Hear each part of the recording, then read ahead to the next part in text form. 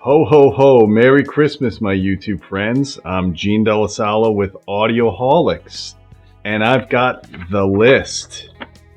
The 2018 Audioholics Product of the Year Awards. And guys, we do this every year. We take a summary of all the products we've reviewed, products we've had hands-on experience with, whether it was at trade shows or just playing with them at dealer trainings, you name it. We take a collection of all the products that we've looked at and we decide on what we thought was the best of the best, or products that actually stood out in the market and set a trend. And we put together this list for you guys. All the different categories are covered, whether it's from loudspeakers, subwoofers, to receivers, to preamps, you name it. We've got a whole list here. We have an article on the Audioholics website you can read a little bit more about, but I just figured it'd be fun to kind of read it off and go over it with you guys here on YouTube as well. So without further ado, why don't we start off with the 13.2 channel AV receiver. This is a monster. This is from Denon. It's the AVR-X8500H. It's a 13.2 channel AV receiver, retails for $4,000. And what really makes this product stand out is it's the only product in its category at this price especially that could break the 11 channel barrier. So you could have 3 pairs of height channels on this receiver with internal amplification. You can't do that with any of the mass market receivers. You know, whether it's a Yamaha or Anthem, an Onkyo, Pioneer, they all stop at 11 channels. So this is a real Billy Baru, if you will, a very unique product in the market. In order to get this level of processing, you'd have to spend a lot more money on like a Trinov or Storm Audio or one of these other guys that do, you know, higher channel counts. So what I love about the Denon is it's kind of almost a throwback to the days of the super receiver. I'm talking about the AVR-5805, which in my opinion is the best receiver ever made.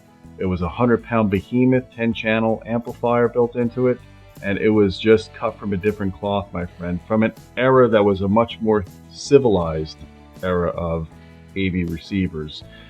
That history is long gone now, so we're basically cramming as much features as we can these days into these products.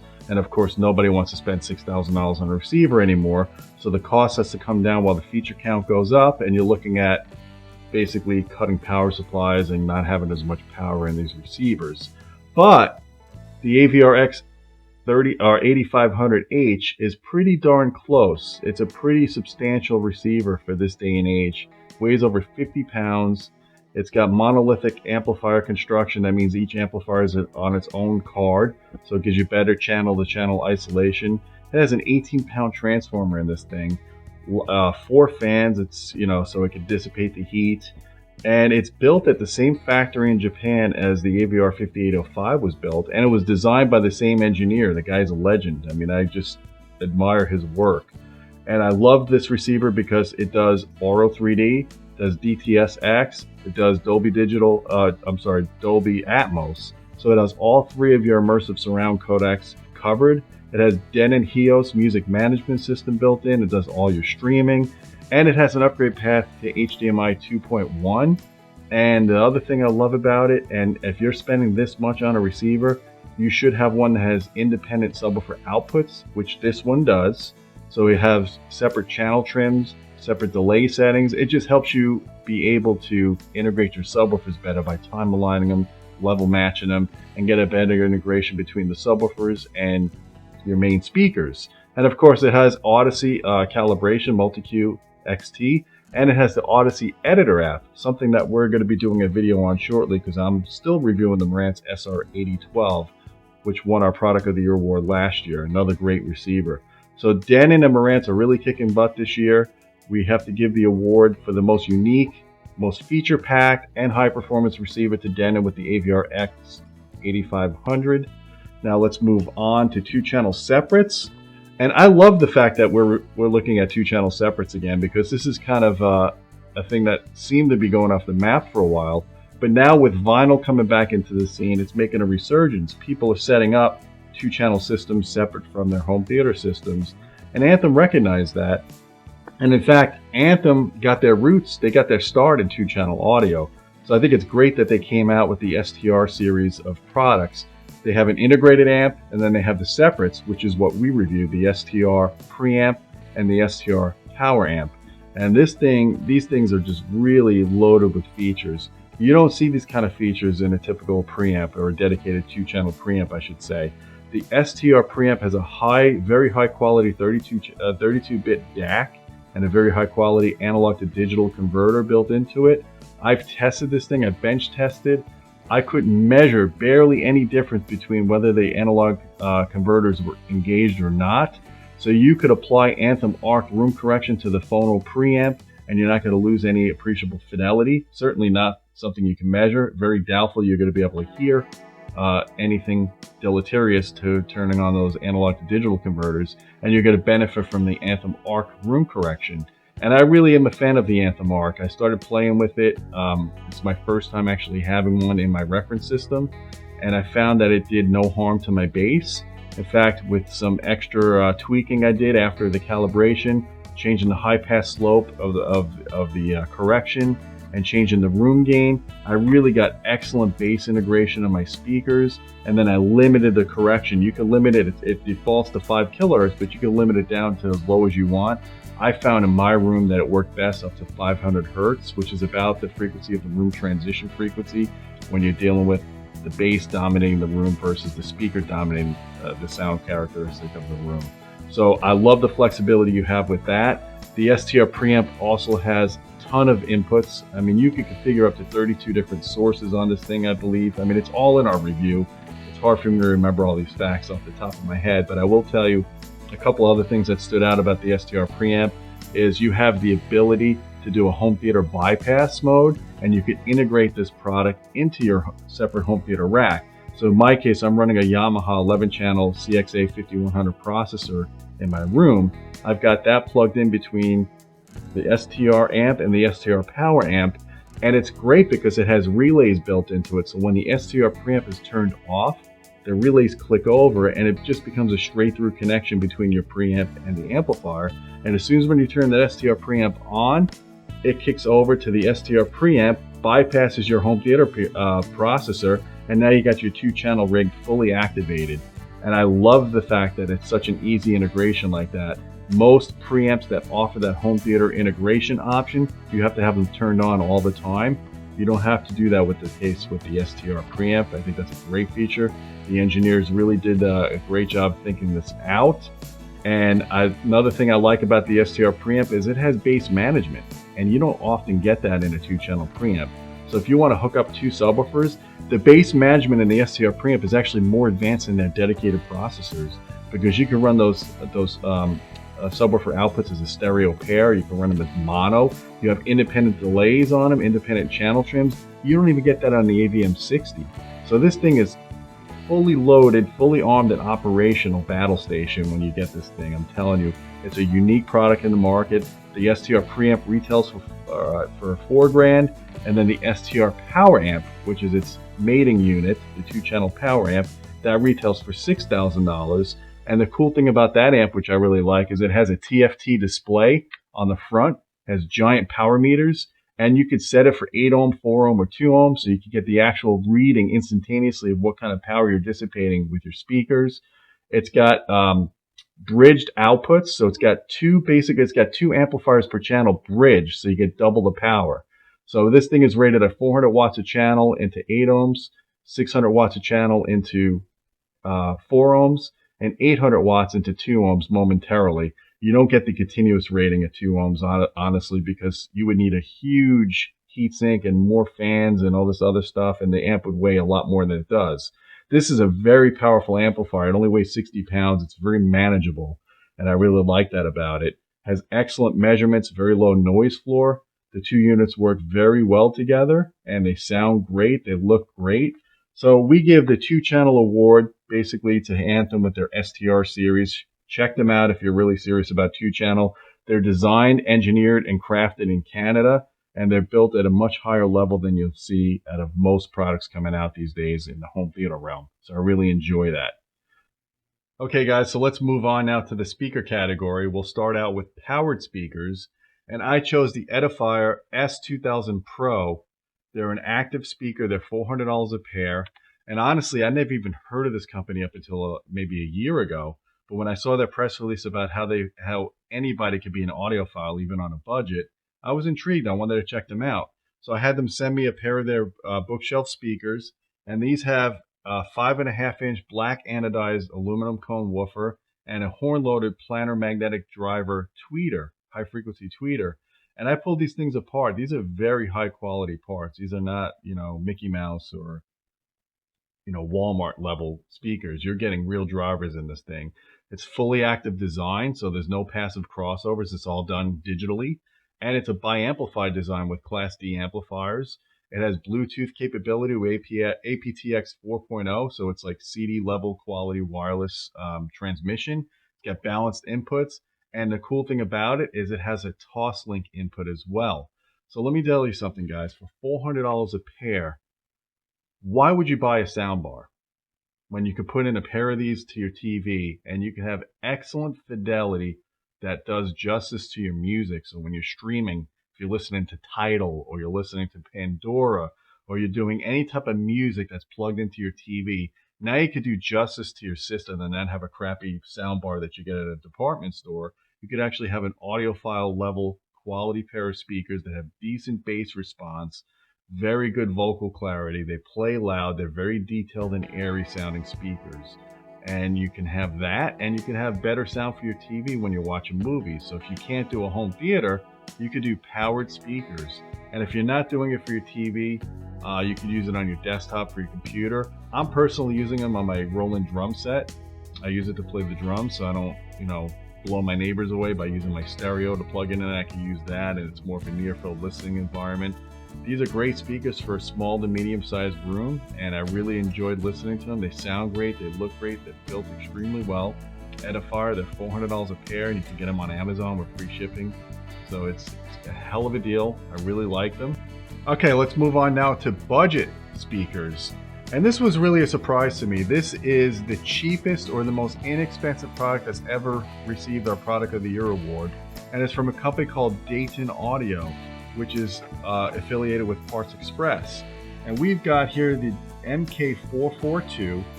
These are really designed to be a center channel horizontally mounted. It's just an MTM. It's a woofer, tweeter woofer. And there's drawbacks to having a horizontally mounted MTM. You get off-axis lobing if you get more than about 20 to 30 degrees off-axis. You get some lobing and the sound quality is not as good as it would be on-axis. But when you turn an MTM vertical, which is what it was designed to be, it's quite a magical speaker. And there's a lot of benefits to having an MTM over just a regular two-way speaker design. Number one is you have now two woofers instead of one playing the mids and the bass. So you got more cone area, you got more efficiency, you got more output. You can tend to control your directivity or control your dispersion better when you have a woofer above and below the tweeter, because the tweeter sandwiched in the middle. So your vertical dispersion is more controlled. You don't need as much acoustical treatments on the ceiling and the floor as you would with a conventional two-way design. And these little speakers, man, they have dual 4-inch drivers, and these aren't little wimpy drivers. They're actually pretty bass capable drivers. This speaker has decent bass output. They give you a 1-inch soft dome tweeter, so you're not getting, a lot of times when you get a budget speaker, you may be getting a 1/2 inch or a 3/4 inch tweeter. They're limited in output, and this is not the case. You're getting a pretty darn good speaker. The reviewer said it had balanced tonality, good bass extension, good power handling, and I say it's great for a college dorm or entry-level system. The amazing thing about it is you could do 3 of the MK442s as your LCRs and then get a pair of their smaller 402s, which is the two-way design, and you could have 5 speakers for around $200. How could you beat that? You could spend thousands of dollars on the Bose Cubes and the fidelity won't be anywhere close to what you're getting here. So imagine spending $200 on a 5.0 system from this Dayton Audio, and then you go and throw in a $500 subwoofer from RSL like the Speedwoofer 10S or one of the $500 HSUs, and you're looking at a $1,000 Cube system killer. And it doesn't look that bad either. They're not that unsightly, they're not that big, and they've got plenty of output, and they'll work well with the receiver. So guys, if you're just looking for a cheap pair of bookshelf speakers, you can even throw them in your garage. $100 a pair. You have nothing to lose. I really recommend you take a look at the Dayton Audio MK442. So let's see what else Santa has on his list. Let's go now to upscale bookshelf speakers, and now we've got the Outlaw LCR V2. Again, this is another MTM design, $1,200 a pair. Outlaw redesigned both of their speakers recently. These are very popular designs years ago, and they kind of brought back their classic design team. It's almost like an Ocean's 11 coming back at you. They brought their dream team together. They've got from Snell Acoustics, which was a great company 10, 20 years ago. They got Joe Diablito, the guy that designed or invented the Diablito or the MTM array, David Logvin, and Bob Gaffey. So all three of these guys helped Outlaw to redesign a very classic speaker for them. They've got dual custom built 5¼ inch mid-bass drivers and a 1-inch soft dome tweeter. And they have excellent sound quality, textbook measurements, sound great. Of course, this is a more upscale product, so you're looking at $1,200 a pair. So if you want to get 3 of these as an LCR up front, and then you do the BLVS V2, these model numbers kill me. Peter Tryman, what are you doing with these model numbers, seriously? And all kidding aside, so you get those 3 speakers, you get their 2 bookshelves, and you throw in their X13 sub, which we reviewed last year, which got our extreme Bassaholic room rating, and you're looking at the total system for about $5 grand, and that's one hell of a performing system. So you can have a really high-end 5.1 system, and then you could throw in some Atmos speakers eventually, and you could really rock the house down. So if you guys are looking at an upscale bookshelf kind of speaker solution, we really like what Outlaw Audio did with reinventing these classic speakers. So take a look at them, guys, and let us know if you own these and if you like them or what your experiences are with them. So let's move on now to tower speakers. Now we've got 2 contenders here. We got one that is normal price towers. I would say the hotly price category is between $1,000 a pair to $2,000 a pair towers. We looked at a lot of speakers this year. We love the Paradigm Premier 800F at $2,000 a pair. They're based on the Persona series, and incidentally, last year they won our Product of the Year award for the upscale speaker with the Persona 5F at $17,000 a pair. And the same reviewer that reviewed those speakers reviewed the 800Fs. Now, we didn't have both speakers in the house at the same time, but he's got pretty good memory. He takes really detailed notes. This guy is a little propeller head. He likes to really examine and take apart speakers, listen to them, measure them, you name it. And he was blown away by this speaker. The Persona 800F is a 4-driver, 3-way bass reflect design, so it's corded. 3 6.5-inch woofers and a 1-inch aluminum dome tweeter, and they have that perforated phase aligning lens on the mid and tweeter. That basically acts as a phase plug. It helps, you see you have different frequencies go on the cone at the same time, and you can get acoustical interference from that. This kind of scatters that or prevents that from being as much of a problem. I don't know all the science of it. I know there's a mathematical formula that the engineers came up with to figure out all the perforations and the holes. But I can tell you this is a speaker that has textbook measurements. The only con that he had on this speaker in terms of when he did the review was it's almost an uneventful or a boring speaker in the fact that it's a conventional design. There's no surprises. There's nothing to really nitpick about the product. It's got decent bass extension. Paradigm is very conservative with how they rate it. They rate it down to 50 Hertz, but that's a plus or minus 2 dB tolerance. Most speakers give you plus or minus 3 dB tolerance. So you got to look at the fine print. These guys are giving you a tighter tolerance because they are using better quality parts, and it's got usable bass down to the 30 Hertz range. So you could cross these over with subs, or you could play them at 2-channel music, and you can have very good bass, good sensitivity.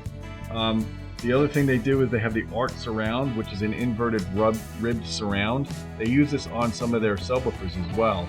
They claim it doubles the excursion of a normal surround. It gives them 3 dB more output.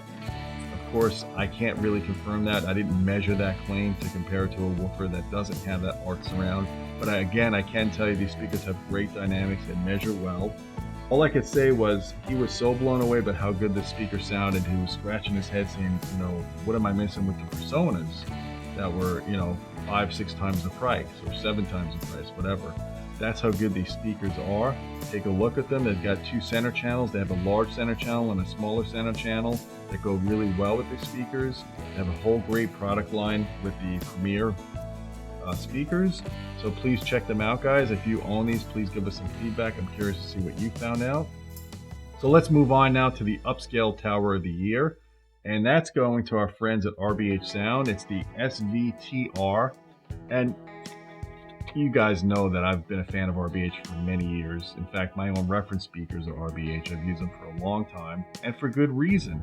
These guys put all of their money into their products, into the engineering, not so much into the marketing. They're not a household name brand like a Paradigm or a Klipsch or a Golden Ear. These guys are all about the performance, not so much always about having a product that's streamlined. These are not small products. Let me warn you right now, this is a huge tower, huge tower. I have the 8Ts, which are 50,000 a pair. Those are a little bit more aesthetically pleasing because they have the triangular bottom and then the suspended MTM on top. But these are just in your face. They're a giant stack tower. They're modular, which is really cool because it makes it easier to transport. And they have two 1212R subwoofers, the SV1212R subwoofers for the pair. And each one of those subwoofers we reviewed in the past as the SX cabinet line. Similar sub, just a different cabinet. That got our Extreme Bassaholic rating. So imagine now having a pair of towers that have two subwoofers that received our Extreme Bassaholic rating, exceeded our Extreme Bassaholic rating. The reviewer that reviewed these speakers said that had anvil-like bass performance. And his reference speakers were the Rebel Salon 2s, which are no slouch. Those are great speakers. And he was blown away by the dynamics of these. And let me just tell you a little bit about them. As I said before, they have the two 12-inch high excursion drivers for the subs. Then for the mids, they have three 8-inch aluminum drivers. And then they have a giant AMT tweeter, a very high quality, one of the best ones on the market. And the driver topology on the top end of the speaker is what they call a truncated line array. So it has, instead of an MTM, they actually have the two woofers on the top and then a woofer in the center, and that keeps them all equidistant from the actual tweeter itself. So they claim it actually helps with vertical dispersion and reducing lobing. And I can't fault them on that because I've had their speakers similar to these in my house for years, the T30 LSEs. And you did get some lobing with those because they had three tweeters. Three high frequency drivers playing the same frequencies can cause off-axis lobing that you can hear tonal shifts when you stand up or sit down. You don't get that in this case because now you have one high frequency driver doing the high frequencies. So it's a much improved design from that design years ago, more output. In fact, the designer that came out with these speakers is really trying to convince me to get in a pair to my place to compare to my Status ATs that are 50,000 a pair because he thinks I'm going to like some things better that these speakers do. And the other thing cool that these speakers you can do with is you could sand load them, so you can really make that cabinet even more inert, but it makes them super heavy. I think they're about 230 pounds without the sand, and it makes it another 80 pounds or 100 pounds with the sand. So you're talking some pretty heavy real estate here. Once you sand load them, you're not going to be moving them. The other thing too, if you guys really want the bass, you could stack another pair of SV1212s on top. So now imagine they start at 11,000 a pair with just the two subs, but you start stacking two more subs on top. You've got four SV1212s playing from your towers. You can do that for your home theater, so you have multi-sub going on. The great thing about that is when you have subwoofers towards the floor and subwoofers towards the ceiling, you're increasing your modal density. So the way that those subwoofers play in the room is going to give you a smoother bass across your listening area. It's going to give you more effortless bass. It truly has to be heard to be understood when you have a tower like this. I've heard their towers years ago that stack subwoofers on them, and it's just epic, to be honest with you. And if you're looking for a speaker that has extreme output capabilities, without any compression, without any distortion, and massive amounts of what they call, or what the reviewer called, anvil-like bass, then look no further than the RBH SVTRs. If you could accommodate a speaker this big in your house, and you could afford the $11,000 a pair price tag, which is very reasonable for what you're getting, these are the speakers you want to check out, my friends. So if you have a chance to go to a dealer or you have a chance to go to a trade show and listen to them, I highly recommend you do that. And RBH gets our Upscale Product of the Year award this year. So let's see what else is on Santa's list. We have compact budget subwoofer. Now I was surprised by this one. to be honest with you. We have a guy that does all of our subwoofer reviews. He looked at a lot of subwoofers in 2018. You can see all the measurements. We have the Excel spreadsheets that compare, what every subwoofer does. He absolutely loved the MartinLogan Dynamo 600X. And you don't necessarily hear as a budget subwoofer coming from a non-internet direct subwoofer company like MartinLogan, because they're brick and mortar. They tend to have more margins in their products. But let me tell you, MartinLogan threw the gauntlet down with these subs because they're packing a lot of technology into their subs. And you're talking about a subwoofer that's only $600 with free shipping, might I add. And it's got a 10-inch downfiring driver. It received our medium Bassaholic room size rating, which is good for up to 3,000 cubic feet. And the cool thing about it, and this is the trend I like that I'm seeing this year, is it not only has Anthem Arc room correction built into it, but it has mobile app built into it as well. So you can basically download their app on your iPhone or download it on your Android. You can set up the bass management on the sub. You could fine tune the subwoofer. You can even use the internal mic of your iPhone. You don't even have to calibrate it. It already knows what the calibration response of that microphone is to do the measurements for the subwoofer. Or you could use your Android microphone, do a near field measurement with the sub. It measures the response and normalizes out any non-linearities in the microphone in your Android. And there you go. You don't have to use an external microphone. You can use the mic in your phone and get very good calibration results. We're really happy about that. The other thing cool about this MartinLogan sub is you can take the feed off of it since it's down firing, move it on a different part of the cabinet, and now turn the subwoofer sideways and put it into a separate cabinet and have the woofer firing out. That's very useful for people that are putting subwoofers into cabinetry and can't put it on the floor where it's down firing. So very innovative thinking from MartinLogan. Great subwoofer. We also reviewed the larger model, the 1600X, that received our large Bassaholic room size rating. Obviously it's a lot more money, but for an entry-level subwoofer that's compact, it has very respectable performance. For $600, you could buy this subwoofer, and then a year from now you can add a second subwoofer. Now you have the benefits of multi-sub that we always talk about, because two subs are always better than one. And now that medium room size rating will get you a little bit higher when you have those two subs, because you're going to get low frequency coupling between the subs. You're going to get more output at the very low frequencies to maybe bump you up to almost a large room size rating if you've got two of these playing into your room. So guys, check that out for $600. Free shipping. That's a great entry-level subwoofer on a budget that has great performance. So let's look at the high output subwoofers. Now my friends, you know SVS. We don't have to tell you who SVS is. We've been covering their products for years. They're another company that offers you no surprise, no gotchas. They give you real performance. Their stuff works. It doesn't break. And we are really happy to see their PB-4000 retails for $2,000 with free shipping.